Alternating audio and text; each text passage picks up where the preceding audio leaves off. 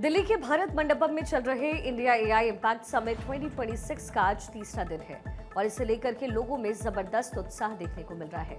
भारी भीड़ और जनता की मांग को देखते हुए सरकार ने इस एक्सपो को एक दिन के लिए और बढ़ा दिया, यानी अब ये 21 फरवरी तक चलेगा।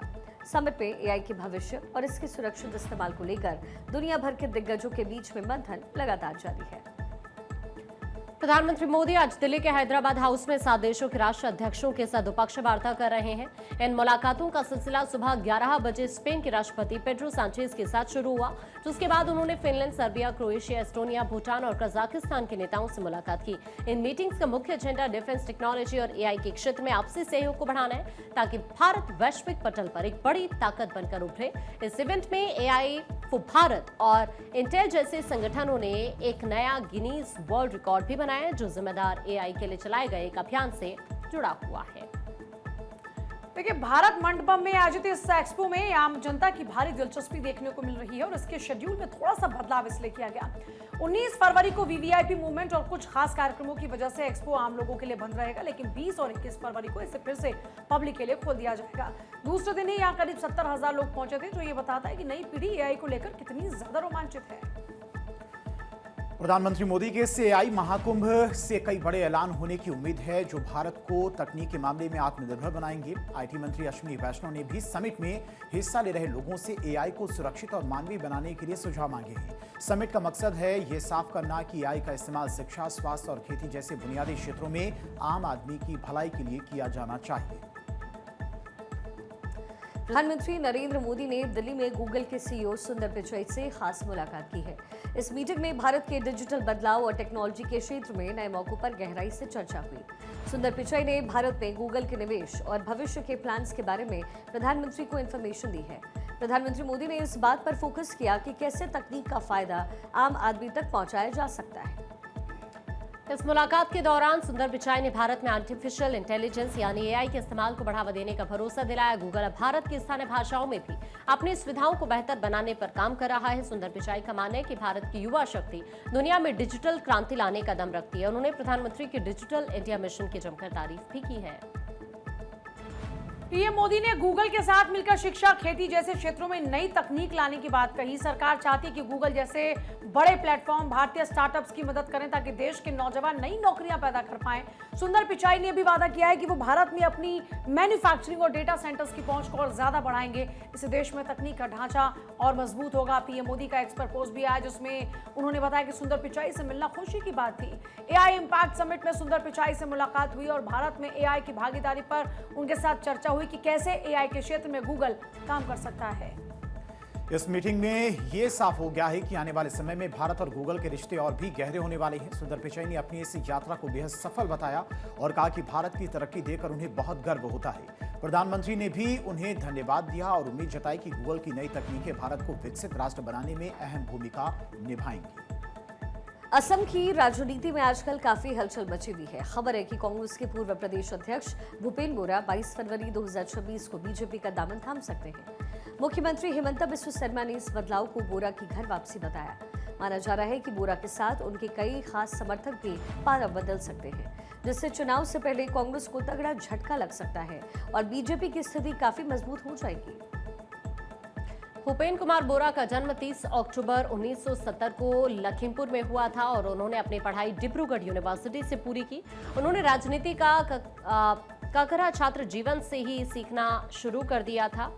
कांग्रेस में रहते हुए वो साल 2021 से 2024 तक असम प्रदेश कांग्रेस कमेटी के अध्यक्ष रहे और बिहपुरिया सीट से 2 बार विधायक भी चुने गए। विधायक भी यहां पर जिस तरह से वो रहे हैं, तरुण गोगोई की सरकार में उन्होंने प्रवक्ता और पार्लियामेंट्री सेक्रेटरी जैसी अहम जिम्मेदारियां भी निभाई है। 16 फरवरी 2026 को बोरा ने कांग्रेस से इस्तीफा देते वक्त पार्टी के अंदरूनी फैसलों और आपसी मतभेदों पर सवाल उठाए थे। उनका कहना यह था कि माजुली यात्रा के दौरान उम्मीदवारों के चुनाव को लेकर पार्टी में तालमेल की भारी कमी नजर आई। मुख्यमंत्री का मानना यह है कि जब किसी नेता को लगता है कि उसकी पार्टी जीतने की पूरी कोशिश नहीं कर रही, तो वो दुखी होकर रास्ता बदल लेता है और इसी वजह से बोरा ने बीजेपी में जाने का मन बनाया।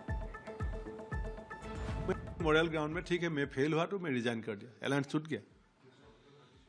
कुछ ने अलायंस तोड़ा, एक सीट जीता किया, गौरव गोगोई ने सीट तो जीता नहीं पाया। सुबह वो अनाउंस कर दिया गौरव गोगोई, जब भूपेन बोरा ने गलत प्रेमी पैदा करा है, वो अकेला नहीं है, रॉकी एवोल्यूशन भी साथ। मैंने बोला तुम पब्लिकली क्यों बोला, तुम मुझे इतना पब्लिकली ह्यूमिलेट क्यों किया?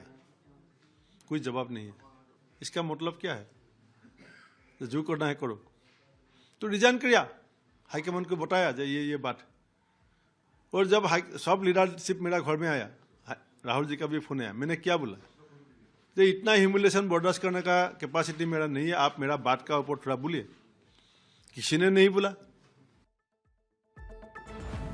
इस बड़े राजनीतिक उलटफेर का असम की सियासत पर गहरा असर पड़ने की उम्मीद है। बोरा जैसे अनुभवी चेहरे के जाने से कांग्रेस के दूसरे नेताओं में भी पार्टी छोड़ने की होड़ मच सकती है और इससे स्थानीय स्तर पर बीजेपी की लोकप्रियता बढ़ेगी और असमिया समुदाय के बीच में उनकी पकड़ और भी पक्की हो जाएगी। विधानसभा चुनाव से ठीक पहले यह बदलाव वोटर्स के मन में एक बड़ा संदेश देने की कोशिश भी है। इसका एक आसामीज बहुत बड़ा पोएट का था, मंत्रित्व जिसका अंतिम सपना है, वो सब जा सकता है देख के, लेकिन उसका सपना भी टूटने में ज़्यादा नहीं समय नहीं लगता।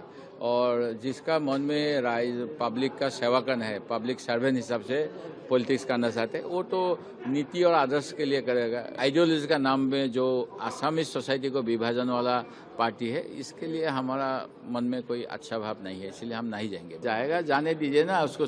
चुनाव आयोग ने 10 राज्यों की 37 राज्यसभा सीटों पर होने वाले चुनाव का ऐलान किया है। ये चुनाव उन सीटों को भरने के लिए हो रहे हैं जिनका कार्यकाल अप्रैल 2026 में खत्म होने वाला है। चुनाव आयोग के मुताबिक इन 37 सीटों के लिए 26 फरवरी 2026 को आधिकारिक नोटिफिकेशन जारी होगा। नामांकन दाखिल करने की आखिरी तारीख 5 मार्च रखी गई है और अगले ही दिन यानी कि 6 मार्च को कागजों की जांच होगी। अगर कोई उम्मीदवार अपना नाम वापस लेना चाहता है तो उसके पास 9 मार्च तक का समय होगा। ये चुनाव प्रक्रिया ऊपरी सदन के उन सदस्यों की जगह भरने के लिए है जो जल्द ही रिटायर हो रहे हैं।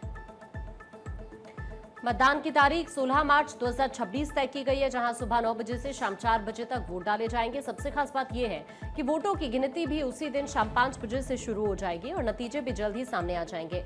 जिन राज्यों में चुनाव होने हैं उनमें महाराष्ट्र, ओडिशा, तमिलनाडु, पश्चिम बंगाल, असम, बिहार, छत्तीसगढ़, हरियाणा, हिमाचल प्रदेश और तेलंगाना जैसे बड़े राज्य शामिल हैं। और इस बार के चुनाव में कई बड़े चेहरों का कार्यकाल पूरा हो रहा है, जिनमें शरद पवार, रामदास अठावले और राज्यसभा के उपसभापति हरिवंश जैसे नाम शामिल हैं। महाराष्ट्र में सबसे ज्यादा 7 सीटों पर चुनाव होंगे, वहीं बिहार, पश्चिम बंगाल की भी कई अहम सीटों पर मुकाबला देखने को मिलेगा। चुनाव आयोग ने साफ किया कि वो वोटिंग के लिए खास वॉलेट कलर के स्केच पेन का इस्तेमाल किया जाएगा और पूरी प्रक्रिया की कड़ी निगरानी के लिए पर्यवेक्षक भी तैनात किए जाएंगे। प्रधानमंत्री मोदी के नेतृत्व वाली एनडीए सरकार और विपक्षी गठबंधन दोनों के लिए ये चुनाव साख का सवाल है, क्योंकि इसके नतीजों से राज्यसभा में पार्टियों का संख्या बल बदल सकता है। आंकड़ों की माने तो एनडीए अपनी सीटों की संख्या बढ़ाने की उम्मीद कर रहा है। 20 मार्च तक चुनाव की पूरी प्रक्रिया संपन्न हो जाएगी, जिससे संसद के ऊपरी सदन की तस्वीर काफी हद तक साफ हो जाएगी और ये चुनाव 2026 में होने वाले विधानसभा चुनावों से पहले एक बड़े राजनीतिक संकेत के तौर पर भी इसे देखा जा रहा है। इस बीच बड़ी खबर है, कुख्यात गैंगस्टर बॉबी कबूतर गिरफ्तार हुआ है। 7 साल से थी दिल्ली पुलिस को इसकी तलाश। दिल्ली पुलिस की स्पेशल सेल ने अरेस्ट किया है। सिद्धू मूसेवाला मर्डर केस से पहले की जो रेकी थी वो इस शख्स ने की थी। आरोपी लगातार बदल रहा था अपने ठिकाने। सिद्धू मूसेवाला मर्डर केस में इस व्यक्ति की संलिप्तता थी, लगातार पुलिस इसे ट्रेस कर रही थी। कुख्यात गैंगस्टर है बॉबी कबूतर। सिद्धू मूसेवाला हत्याकांड में शामिल लॉरेंस बिश्नोई गैंग के गुर्गे बॉबी कबूतरवाला को दिल्ली पुलिस की स्पेशल सेल ने वारदात के 4 साल बाद गिरफ्तार किया है। दरअसल 2022 में जब ये वारदात हुई थी, पुलिस को जांच के दौरान पता चला था कि जो सिद्धू मूसेवाला की रैकी, उसके पूरे रूट की जो रैकी है वो बॉबी कबूतरवाला ने की है। उसके बाद पुलिस ने मामले की तफ्तीश को आगे बढ़ाते हुए कई शूटर्स को गिरफ्तार किया था, लेकिन बॉबी कबूतरवाला लगातार फरार चल रहा था।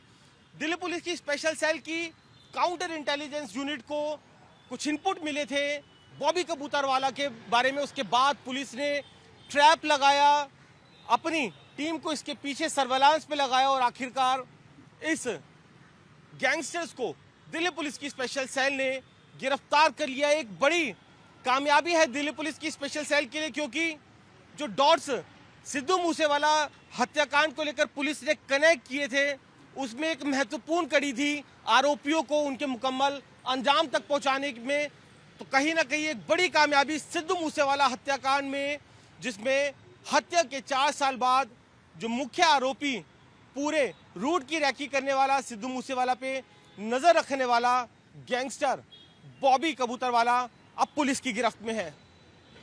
कैमरामैन मोहित के साथ वरुण जैन, भारत 24 दिल्ली।